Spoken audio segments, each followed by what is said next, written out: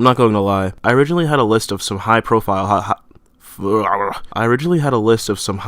high-budget Hollywood films I was anticipating, but I shortened it down because now that I think about it, I'll probably just get disappointed when I watch them. So now I only have like 7 films I'm really anticipating this year. Everybody Knows is directed by Asghar Farhadi, who is an Iranian director who is most known for A Separation, which won the Academy Award for Best Foreign Language Film. Everybody Knows has a cast of actors who everybody knows, like Javier Bardem, Penelope Cruz, and Ricardo Darín, who everybody probably doesn't know, but people know him from The Secret in Their Eyes. Not Secret in Their Eyes, The Secret in Their Eyes. The point is, I want everyone to know that I'm excited about Everybody Knows, so that you can get excited about Everybody Knows, so you can tell people about Everybody Knows, so everybody knows about Everybody Knows. Isle of Dogs is a second animated feature from acclaimed director Wes Anderson. It stars Scarlett Johansson, Greta Gerwig, Tilda Swinton, Bill Murray, Edward Norton, Bryan Cranston, Frances McDormand, Jeff Goldblum, Lee F. Schreiber, Harvey Keitel, Fisher Stevens, F. Murray Abraham, Courtney B. Vance, Bob Balaban, and fucking Yoko Ono. Do I really have to say anything else? Newsflash is a film about Walter Cronkite, starring Seth Rogen as Walter Cronkite.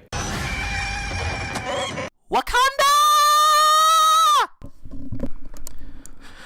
I just can't. This movie is going to shake my lips. Cannot wait to see the return of Black Panther on screen. His inclusion in Civil War was a huge treat, and he has slowly become, in my opinion, one of the MCU's most interesting characters. With the amazing director Ryan Coogler taking the helm of this film, I'm sure it will be a visual and technical marvel. His previous films are the bee's knees, with both of them holding special places in my heart. Hopefully this isn't just another Iron Man origin film. Ugh, to be honest, it probably will be. And hopefully I'll be able to enjoy this in theaters. The one thing I'm definitely not looking forward to is the audiences when the film comes out. I can see it now. Oh my goodness, the first black superhero ever. That means the movie's amazing and I clapped. Also the inevitable, why isn't there a White Panther film group of people? I hate general audiences and regular people so much. Oh my god, look at the way he's just staring at me. I think he's trying to mouth something to me, but I can't make it out. Go away with your weird semi-Nazi bullshit and let me enjoy my movie. Steve McQueen is one of the only consistently good directors working today. Widows is written by Gillian Flynn, who wrote the book and screenplay for Gone Girl. It stars Elizabeth Debicki, John Bernthal, Daniel Kaluuya. It's Kaluuya, right? I don't think I've ever heard anyone say his last name out loud. Anyway, Liam Neeson, Colin Farrell, Robert Duvall, Michelle Rodriguez, Carrie Coon, and Viola Davis. So, yeah, go see it. Mission Impossible 6, the 6th film, is my 6th most anticipated film of 2018. Mission Impossible has always been an up and down franchise for me. I did not care for the first 2 films that much. Yes, I know that one scene is iconic. You know what I'm talking about. But the second film is literally the equivalent of dog dookie on my shoe. I like Tom Cruise for the most part. I think it's a privilege to call yourself a Scientologist, and it's something that you have to earn. And I can't wait to see if Henry Cavill having a CGI-ass face in Justice League was worth it. Richard Linklater is yet another director who is very hit or miss with me. Where'd You Go, Bernadette, like every other movie I've talked about on this list, has an amazing cast, and I'm sure Cate Blanchett is going to give another amazing performance.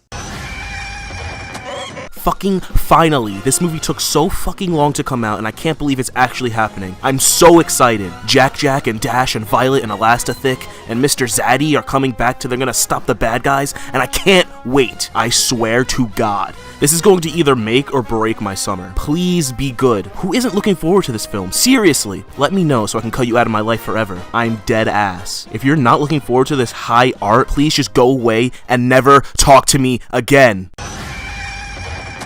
First Man is the first film for Damien Chazelle since La La Land, which I really loved. First Man is a biopic about Neil Armstrong, which stars Ryan Gosling as Neil Armstrong. Considering how good Whiplash and La La Land were, I would be very surprised if this film didn't deliver on the same quality. This movie is actually called Spider-Man Into the Spider-Verse or something like that, but I actually hate that title, so I'm calling it Spider-Man Black for the rest of my life, because Peter Parker is now black. Just kidding. This film was the first to feature somewhat new entry into the Marvel Comics canon, Miles Morales. Miles takes up the mantle of Spider-Man and becomes not only the hero we need, but the hero we deserve. Because he's the hero Gotham deserves, but not the one it needs right now. I don't know what storyline they will pull from the comics, or if they do a completely new and original story. Yeah, right. Xavier Dolan. Xavier Dolan? Next, we head to the set of Xavier Dolan's first English language film, The Death and Life of John F. Donovan. Whatever. Is one of my favorite directors working right now. He's made great films such as Lawrence Anyways, It's Only the End of the World, and Mommy, which is one of the only films that I consider to be flawless. All of those films will be on my best of the year list for their respective years once we make those videos. The cast for the Death and Life of John F. Donovan, like a lot of films on this list, is star-studded, and I can't wait to see it. I thought this film was coming out last year, but it didn't. They already filmed it. Dolan uploaded promotional material on his Instagram, so here's to hoping it'll come out later this year. Please. I'm having such a good time at this party, bro. Whoa. What was that? I better go check it out. Oh my god! It's Cloverfield!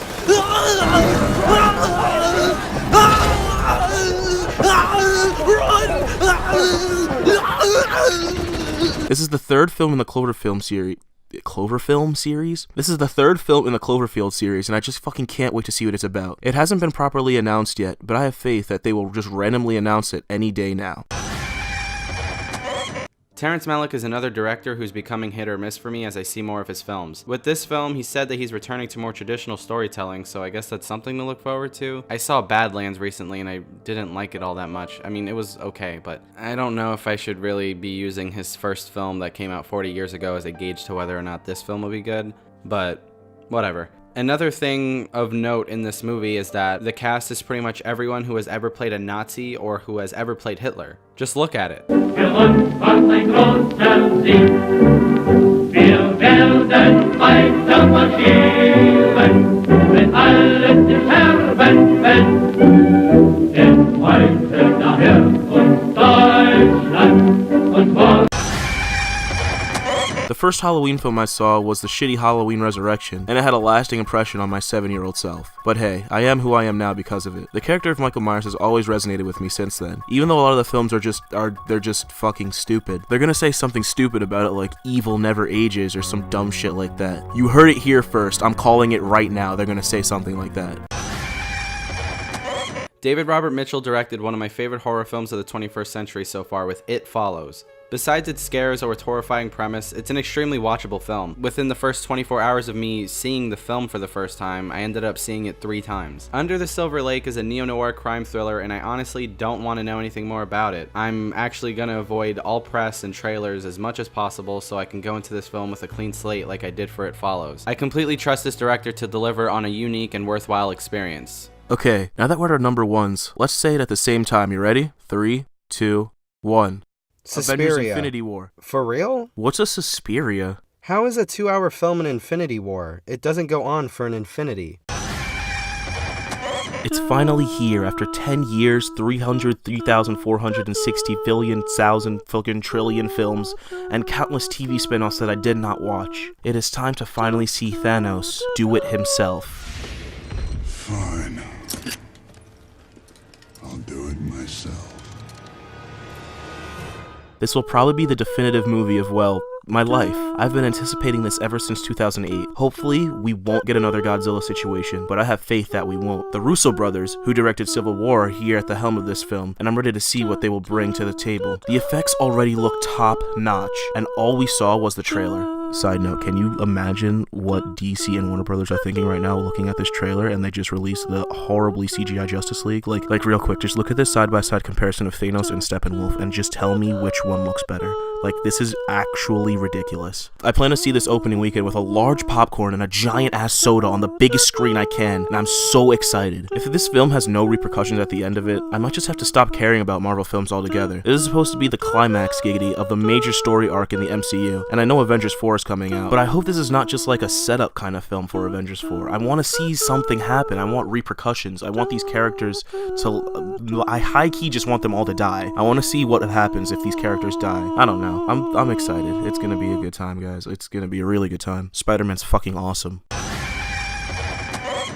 Suspiria is a remake of the 1977 Italian cult horror film of the same name by Dario Argento. I've still yet to see the original, but I don't feel like I need to see the original to be excited for this film. Of course, I will see the original before I see this film, but I'm mostly excited by, you guessed it, the director. Luca Guadagnino. Made an amazing film in 2017, Call Me By Your Name.